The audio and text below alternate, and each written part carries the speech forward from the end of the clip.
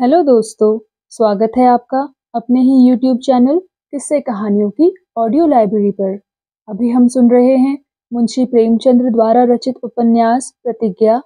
तो चलिए सुनते हैं आज का भाग। आदर्श हिंदू बालिका की भांति प्रेमा पति के घर आकर पति की हो गई थी। अब अमृत राय उसके लिए केवल एक स्वप्न की भांति थे जो उसने कभी देखा था। वह गृह कार्य में बड़ी कुशल थी। सारा दिन घर का कोई न कोई काम करती रहती। दाननाथ को सजावट का सामान खरीदने का शौक था। वह अपने घर को साफ सुथरा सजा हुआ देखना भी चाहते थे, लेकिन इसके लिए जिस संयम और श्रम की आवश्यकता है वह उनमें न था। कोई चीज ठिकाने से रखना उन्हें आता ही न था। ऐनक स्नान के कमरे के ताक पर रख दिया तो उसकी याद उस वक्त आती जब कॉलेज में उसकी जरूरत पड़ती। खाने पीने सोने जागने का कोई नियम न था। कभी कोई अच्छी पुस्तक मिल गई तो सारी रात जागते रहे। कभी सरे शाम से सो रहे तो खाने पीने की सुध न रही। आय व्यय की व्यवस्था न थी। जब तक हाथ में रुपए रहते बेदरेग खर्च किए जाते। बिना जरूरत की चीजें आया करती।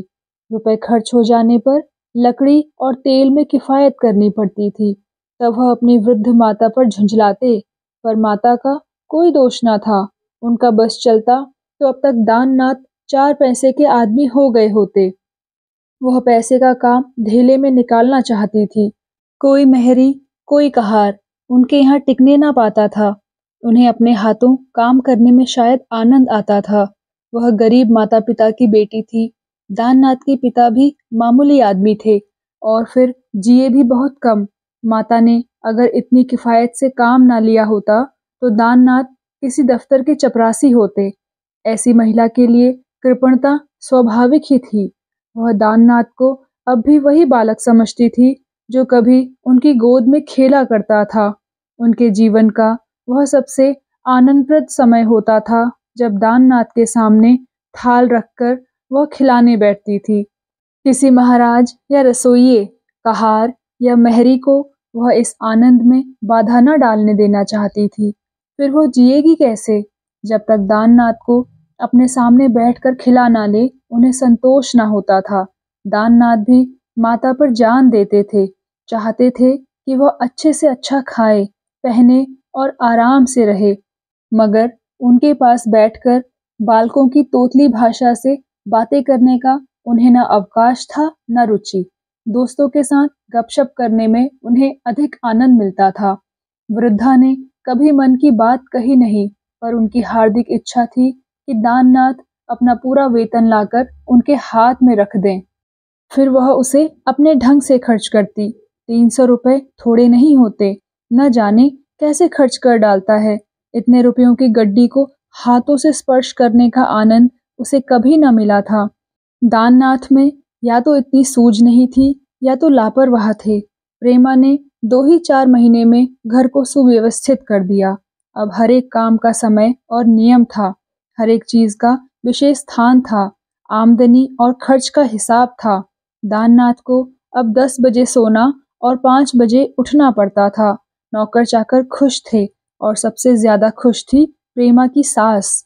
दाननाथ को जेब खर्च के लिए 25 रुपए देकर प्रेमा बाकी रुपए सास के हाथ में रख देती थी और जिस चीज की जरूरत होती उन्हीं से कहती। इस भांति वृद्धा को गृह स्वामिनी का अनुभव होता था। यद्यपि शुरू महीने से वह कहने लगती थी, अब रुपए नहीं रहे, खर्च हो गए, क्या मैं रुपया हो जाऊं? लेकिन प्रेमा के पास तो पाई पाई का हिसाब रहता था। चिरौरी विनती करके अपना काम निकाल लिया करती थी। यह सब कुछ था, पर दाननाथ को अब भी यही शंका बनी हुई थी कि प्रेमा को अमृत राय से प्रेम है। प्रेमा चाहे दाननाथ के लिए प्राण तक निकाल कर रख दे, पर इस शंका को उनके हृदय से ना निकाल सकती थी। यदि प्रेमा की प्रेम कथा उन्हें पहले से मालूम न होती तो शायद वह अपने को संसार में सबसे सुखी आदमी समझते। उससे वह क्या चाहते थे, उसमें उन्हें कोई भी कमी नजर आती थी यह वह खुद न जानते थे, पर एक अस्पष्ट सी कल्पना किया करते थे कि तब कुछ और ही बात होती। वह नित्य ही इसी उधेड़-बुन में पड़े रहते थे कि अमृत राय की ओर से इसका मन फेर दूं। वेतन के उपरांत समाचार पत्रों में लेख लिखकर, परीक्षा के पत्र देखकर उन्हें खासी रकम हाथ आ जाती थी। इससे वे प्रेमा के लिए भांति-भांति के उपहार लाया करते। अगर उनके बस की बात होती तो वह आकाश के तारे तोड़ लाते और उसके गले का हार बनाते। अपने साथी अध्यापकों से उसकी प्रशंसा करते उनकी ज़बान न थकती थी। उन्होंने पहले कभी कविता नहीं की थी, कवियों को तुकबंदी कहा करते थे, लेकिन अब उनका गद्य भी कवित्वमय होता था। प्रेमा कवित्व की सजीव मूर्ति थी। उसके एक-एक ढंग, एक-एक भाव को देखकर कल्पना आप ही आप सजग हो जाती थी। उसके सम्मुख बैठकर उन्हें दुनिया की याद न रहती थी। सारा वायुमंडल स्वर्गमय हो जाता था। ऐसी कोमलता, ऐसा प्रकाश, ऐसा आकर्षण, ऐसा माधुर्य क्या पार्थिव हो सकता है? जब वह लंबी-लंबी पलकों से ढकी हुई, लज्जाशील, रसीली आँखों से उनकी ओर देखती तो दाननाथ का हृदय लहरा उठता था। सच्चा प्रेम संयोग में भी वियोग की मधुर वेदना का अनुभव करता है। दाननाथ को प्रेमा अपने से दूर जान पड़ती थी। उस पर भी दाननाथ के मन में वह शंका बनी हुई थी। वह एक बार उसके अंतःस्थल में बैठकर देखना चाहते थे। एक बार उसके मनोभावों की था लेना चाहते थे, लेकिन यह भी चाहते थे कि वह यह ना समझे कि उसकी परीक्षा हो रही है। कहीं उसने भांप लिया तो अनर्थ हो जाएगा। उसका कोमल हृदय उस परीक्षा का भार सह भी सकेगा या नहीं?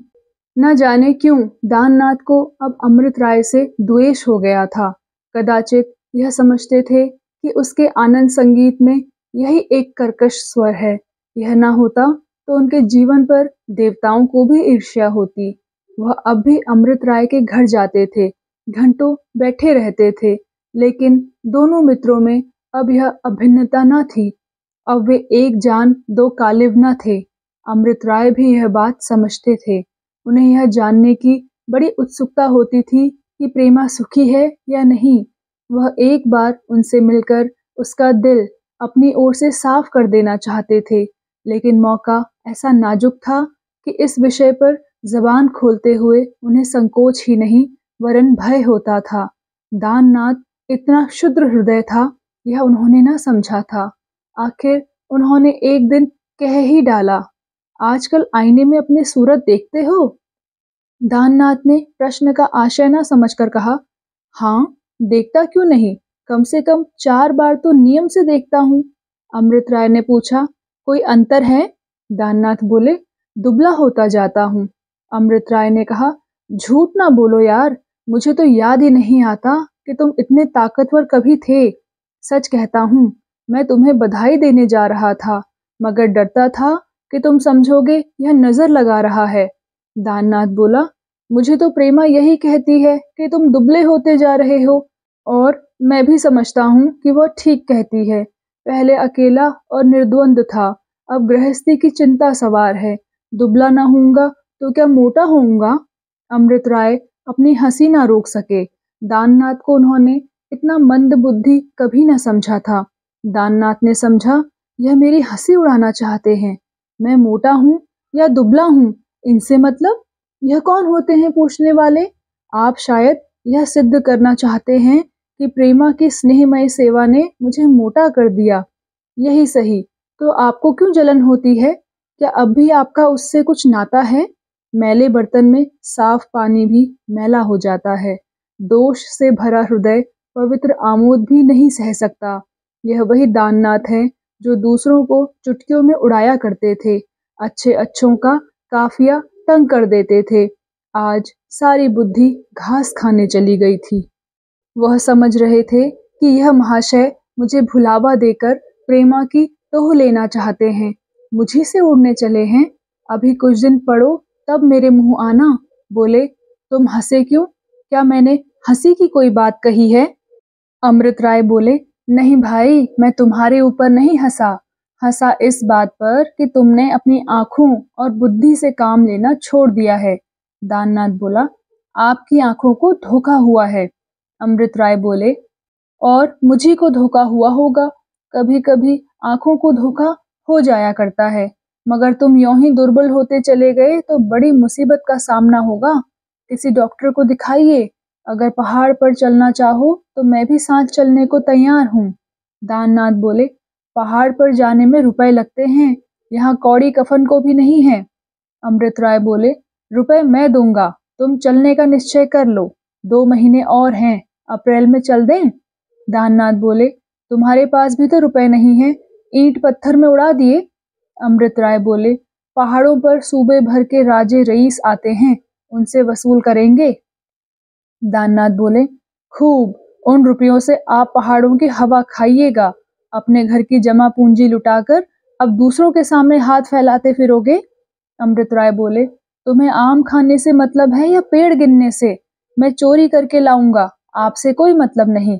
दाननाथ बोले, जी तो मुझे क्षमा कीजिए, आप ही पहाड़ों की सैर कीजिए। तुमने व्यर्थ इतने रुपए नष्ट कर दिए। 150 अनाथों को तुमने आश्रय दे ही दिया तो कौन सा बड़ा उपकार हुआ जाता है। हाँ, तुम्हारी लीडरी की अभिलाषा पूरी हो जाएगी। यह कहते कहते वह उठ खड़े हुए। अमृत राय उस विषय में दाननाथ के विचारों से परिचित थे। दाननाथ को उपकार शब्द से घृणा थी, सेवा को भी वह इतना ही घृणित समझते थे। उन्हें सेवा और उपकार के पर्दे में केवल अहंकार और ख्याति प्रेम छिपा हुआ मालूम होता था। अमृत राय ने कुछ उत्तर न दिया। दाननाथ कोई उत्तर सुनने को तैयार भी न थे। उन्हें घर जाने की जल्दी थी, अतएव उन्होंने भी उठकर हाथ बढ़ा दिया। दाननाथ ने हाथ मिलाया और विदा हो गए। माघ का महीना था और अंधेरा पाख, उस पर कुछ बादल भी छाया था। सड़क पर लालटेन जल रही थी। दाननाथ को इस समय कांपते हुए साइकिल पर चलना नागवार मालूम हो रहा था। मोटरें और तांगे सड़क पर दौड़ रहे थे। क्या उन्हें अपने जीवन में सवारी रखना कभी नसीब ना होगा? उन्हें ऐसा ज्ञात हुआ कि उनकी सदैव यही दशा रही। जब पढ़ते थे तब भी तो आखिर भोजन करते ही थे, कपड़े पहनते ही थे। अब खाने पहनने के सिवा वह और क्या कर लेते हैं? कौन सी जमीन जायदाद खरीद ली, कौन सा विलास का सामान जमा कर लिया, और उस पर आप फरमाते हैं, तुम तैयार हो गए हो। बाप की कमाई है, मजे से उड़ाते हैं, नहीं तो आटे दाल का भाव मालूम हो जाता। उपकार और सेवा सब धरी रह जाती। घर पहुंचे तो प्रेमा ने पूछा, आज बड़ी देर लगाई, कहाँ चले गए थे? देर करके आना हो तो भोजन करके जाया करो। दाननाथ ने घड़ी देखते हुए कहा, अभी तो बहुत देर नहीं हुई, 9 भी नहीं बजे। जरा अमृत राय के यहाँ चला गया था। अजीब आदमी है, जो बात सूझती है बेतुकी। अपने पास जितने रुपए थे वह तो ईंट पत्थर में उड़ा दिए। अब चंदे की फिक्र सवार है। अब और लीडरों की तरह इनकी जिंदगी भी चंदों पर ही बसर होगी। प्रेमा ने इसका कुछ उत्तर ना दिया। हाँ में हाँ मिलाना ना चाहती थी, विरोध करने का साहस ना था। बोली, अच्छा चलकर भोजन तो कर लो। महराजिन कब से भुनभुना रही है कि यहाँ बड़ी देर हो जाती है। कोई उसके घर का ताला तोड़ दे तो कहीं की ना रहे। दाननाथ को इस समय भोजन करने की इतनी जल्दी ना थी जितनी प्रेमा के जवाब की उत्सुकता। आज बहुत दिनों के बाद उन्हें परीक्षा लेने का वांछित अवसर मिला था। ओवरकोट के बटन खोलने का बहाना करते हुए बोले, मुझे तो अगर चंदों पर बसर करना पड़े तो डूब मरूं। रईसों से कॉलेज के संबंध में 2-1 बार चंदे मांगने का मुझे अनुभव है। घंटों उनकी खुशामद कीजिए। जी हुजूर, धर्मावतार जो कहते हैं सत्य है, बस यह करना पड़ता है। मैं तुमसे सच कहता हूँ, कुत्तों की तरह दुत्कारे जाते हैं। मैं तो कहता हूँ, जब तक किसी के पास काफी रुपया ना हो कोई काम छेड़े ही क्यों। मगर यहाँ तो नाम की हवस मारे डालती है। बस मेरा भी नाम हो जाए, मैं भी शहीदों में दाखिल हो जाऊं। जहाँ जाऊं जुलूस निकले, फूलों की वर्षा हो, कॉलेजों के लड़के गाड़ी खींचे।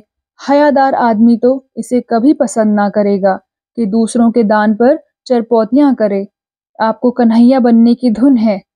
10-20 जवान विधवाओं को इधर उधर से एकत्र करके रास लीला सजाएंगे। 4 दीवारी के अंदर कौन देखता है कि क्या हो रहा है। दाननाथ दिल में अमृत राय को इतना नीच ना समझते थे, कदापि नहीं। उन्होंने केवल प्रेमा को छेड़ने के लिए यह स्वांग रचा था। प्रेमा बड़े असमंजस में पड़ गई। अमृत राय की यह निंदा उसके लिए असह्य थी। उनके प्रति अब भी उसके मन में श्रद्धा थी। दाननाथ के विचार इतने कुत्सित हैं, इसकी उसे कल्पना भी न थी। बड़े बड़े तिरस्कार पूर्ण नेत्रों से देखकर बोली, मैं समझती हूँ कि तुम अमृत राय के साथ बड़ा अन्याय कर रहे हो। उनका हृदय विशुद्ध है, इसमें मुझे जरा भी संदेह नहीं।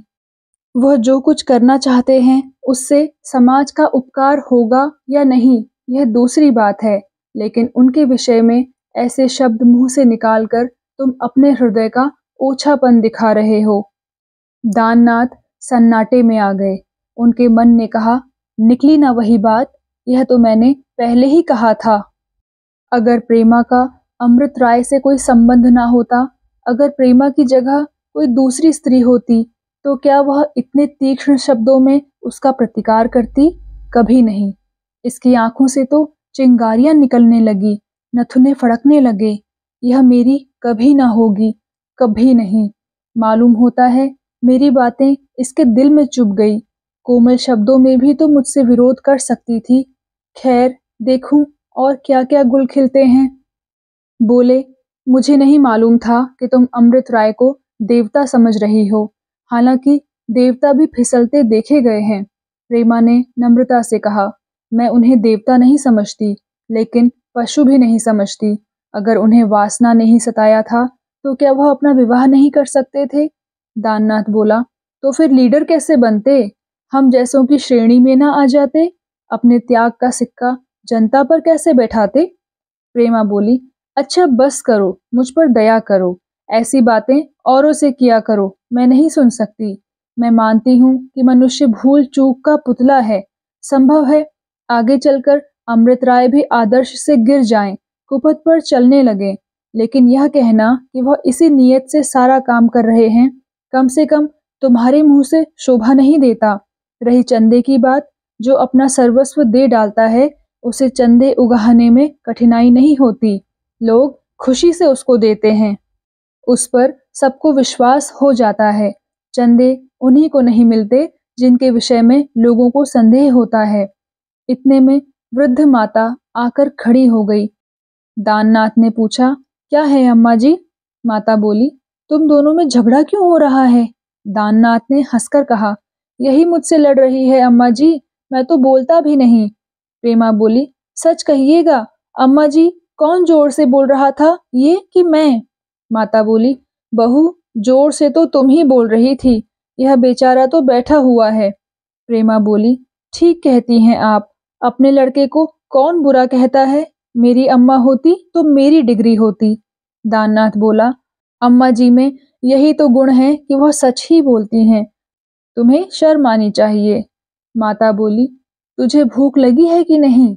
चल के खाना खा ले, तो फिर झगड़ा कर। मुझसे तो अब नहीं रहा जाता, यह रोग बुढ़ापे में और लगा। दाननाथ बोला, तुमने भोजन क्यों ना कर लिया? मैं तो दिन में 10 बार खाता हूँ, मेरा इंतजार क्यों करती हो? आज बाबू अमृत राय ने भी कह दिया कि तुम इन दिनों मोटे हो गए हो, एक आध दिन ना भी खाऊं तो चिंता नहीं। माता बोली, क्या कहा अमृत राय ने कि मोटे हो गए हो? दिल लगी की होगी।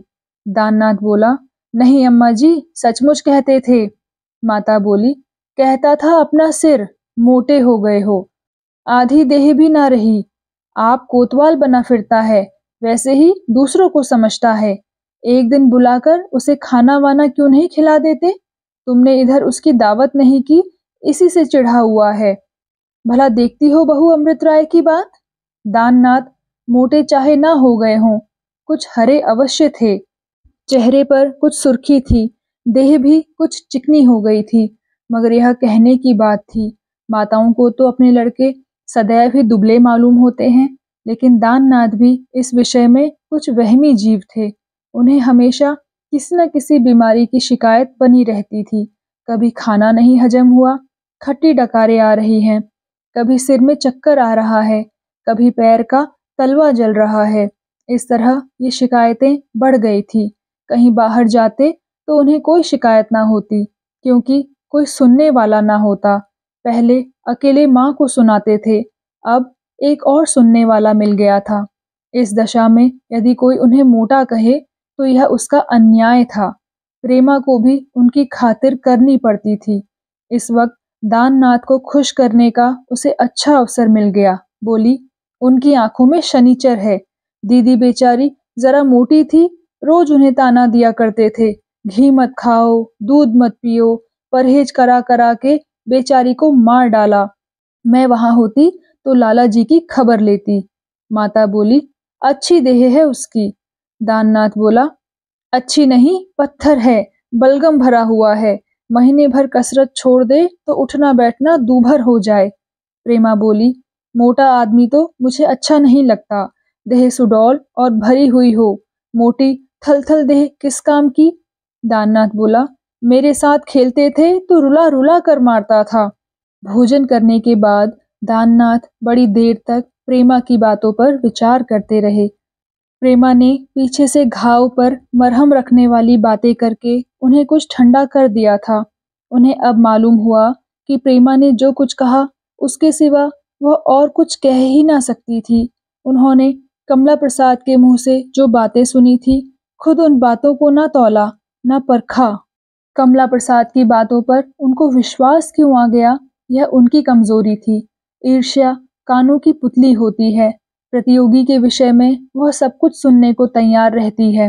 अब दाननाथ को सूझी कि बहुत संभव है कमला प्रसाद ने वे बातें मन से गढ़ी हों। यही बात है, अमृत राय इतने छिछोरे, ऐसे दुर्बल कभी न थे। प्रेमा के साहसिक प्रतिवाद ने उस नशे को और भी बढ़ा दिया जो उन पर पहले ही सवार था। प्रेमा ज्यों ही भोजन करके लौटी, उससे क्षमा मांगने लगे। बोले, तुम मुझसे अप्रसन्न हो गई क्या प्रिये? प्रेमा ने मुस्कुराकर कहा, मैं? भला तुमने मेरा क्या बिगाड़ा था? हाँ, मैंने बेहुदी बातें बक डाली थी। मैं तो खुद तुमसे क्षमा मांगने आई हूँ। लेकिन दाननाथ, जहाँ विरोधी स्वभाव के मनुष्य थे, वहाँ कुछ दुराग्रही भी थे। जिस मनुष्य के पीछे उनका अपनी ही पत्नी के हाथों इतना घोर अपमान हुआ, उसे वह सस्ते नहीं छोड़ सकते। सारा संसार अमृत राय का यश गाता, उन्हें कोई परवाह न थी। नहीं तो वह भी उस स्वर में अपना स्वर मिला सकते थे, वह भी करतल ध्वनि कर सकते थे। पर उनकी पत्नी अमृत राय के प्रति इतनी श्रद्धा रखे और केवल हृदय में न रखकर उसकी दुहाई देती फिरे, जरा भी चिंता न करे कि इसका पति पर क्या प्रभाव होगा, यह स्थिति दुस्सह थी। अमृत राय अगर बोल सकते हैं तो दाननाथ भी बोलने का अभ्यास करेंगे और अमृत राय का गर्व मर्दन कर देंगे, उसके साथ ही प्रेमा का भी। वह प्रेमा को दिखा देंगे कि जिन गुणों के लिए तू अमृत राय को पूज्य समझती है, वे गुण मुझ में भी हैं और अधिक मात्रा में। इस भांति ऐसे दो मित्रों में विद्वेष का सूत्रपात हुआ जो बचपन से अभिन्न थे। वह दो आदमी जिनकी मैत्री की उपमा दी जाती थी, काल की विचित्र गति से दो प्रतिद्वंदियों के रूप में अवतरित हुए। एक सप्ताह तक दाननाथ कॉलेज में न गए, न खाने की सुधि थी, न नहाने की।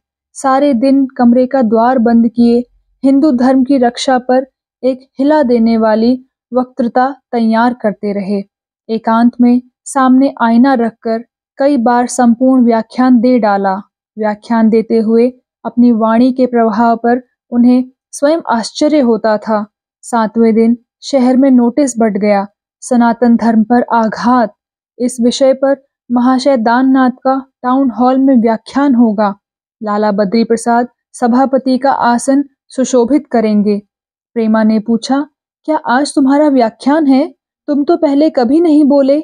दाननाथ ने हंसकर कहा, हाँ, आज परीक्षा है। आशा तो है कि स्पीच बुरी ना होगी। प्रेमा बोली, मुझे तो तुमने सुनाई ही नहीं, मैं भी जाऊंगी, देखूं तुम कैसा बोलते हो। दाननाथ बोले, नहीं प्रिय, तुम वहां रहोगी तो शायद ना बोल सकूंगा। तुम्हें देख देख कर मुझे झेप होगी। मैंने ऐसी कितनी ही बातें यहाँ लिखी हैं जिनका मैं कभी पालन नहीं करता। स्पीच सुनकर लोग समझेंगे धर्म का ऐसा रक्षक आज तक पैदा ही नहीं हुआ। तुम्हारे सामने अपने धर्म का स्वांग रचते मुझे शर्म आएगी। दो एक बार बोलने के बाद जब मैं गप हाँकने और देवता बनने में अभ्यस्त हो जाऊंगा तो स्वयं तुम्हें लेकर चलूंगा। प्रेमा बोली, लाला जी ने तुम्हें आखिर अपनी ओर घसीट ही लिया। दाननाथ बोले, उन्हें तो आज दोपहर तक खबर न थी। मुझे खुद बुरा मालूम होता है कि समाज सुधार के नाम पर हिंदू समाज में वे सब बुराइयां समेट ली जाएं जिनसे पश्चिम वाले अब खुद तंग आ गए हैं। अछूतोद्धार का चारों ओर शोर मचा हुआ है। कुओं पर आने से मत रोको, मंदिर में जाने से मत रोको, मदरसों में जाने से मत रोको। अछूतोद्धार से पहले अछूतों की सफाई और आचार विचार की कितनी जरूरत है, इसकी ओर किसी की निगाह नहीं। बस इन्हें जल्दी से मिला लो, नहीं तो ये ईसाई या मुसलमान हो जाएंगे। ऐसी ऐसी भ्रष्टाचारी जातियों को मिलाकर मुसलमान या ईसाई ही क्या भुना लेंगे। लाखों चमार और रोमड़े ईसाई हो गए हैं। मद्रास प्रांत में गांव के गांव ईसाई हो गए, मगर उनके आचरण और व्यवहार अब भी वही हैं। प्रेत पूजा की उनमें अब भी प्रथा है, सिवाय इसके कि वे अब शराब अधिक पीने लगे हैं, चाय के गुलाम हो गए हैं तथा अंग्रेजों के उतारे कोट पतलून पहनते हैं। उनमें और कोई फर्क नहीं है। ईसाई जाति उनसे और बदनाम ही हुई है, नेक नाम नहीं हुई। इसी तरह इन्हें मिलाकर मुसलमान भी दिग्विजय न कर लेंगे। भंगियों के साथ नमाज पढ़ लेने से या उनके हाथ का पानी पी लेने से कोई राष्ट्र बलवान हो सकता तो आज मुसलमानों का संसार पर राज्य होता। मगर आज जिधर देखिए उधर हिंदुओं की ही भांति वे भी किस्मत को रो रहे हैं। ले दे के स्वाधीन मुस्लिम राज्यों में तुर्की ही रह गया है, वह भी इसलिए कि यूरोपियन राज्यों में तुर्की के बंटवारे के विषय में अभी मतभेद है।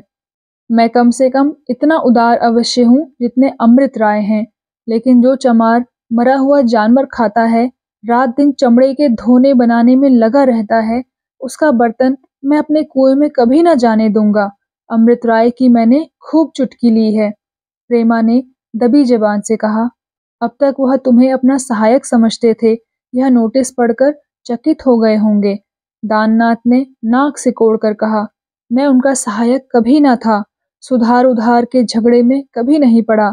मैं पहले कहता था और अब भी कहता हूँ कि संसार को अपने ढंग पर चलने दो। वह अपनी जरूरतों को स्वयं जानता है। समय आएगा तो सब कुछ आप ही हो रहेगा। अच्छा, अब चलता हूँ। किसी देवता की मनौती कर दो, यह सफल हुए तो 1.25 सेर लड्डू चढ़ाऊंगी। प्रेमा ने मुस्कुराकर कहा, कर दूंगी। दाननाथ बोले, नहीं, अभी मेरे सामने कर दो, तुम्हें गाते बजाते मंदिर तक जाना पड़ेगा। तो दोस्तों, कैसा लगा आपको आज का भाग? कृपया कमेंट सेक्शन में आकर जरूर बताइएगा। और अगर आपने अभी तक इस चैनल को सब्सक्राइब नहीं किया है तो सब्सक्राइब भी जरूर कर लीजिएगा। मिलती हूँ आपसे इसी कहानी के अगले भाग के साथ। तब तक के लिए नमस्कार।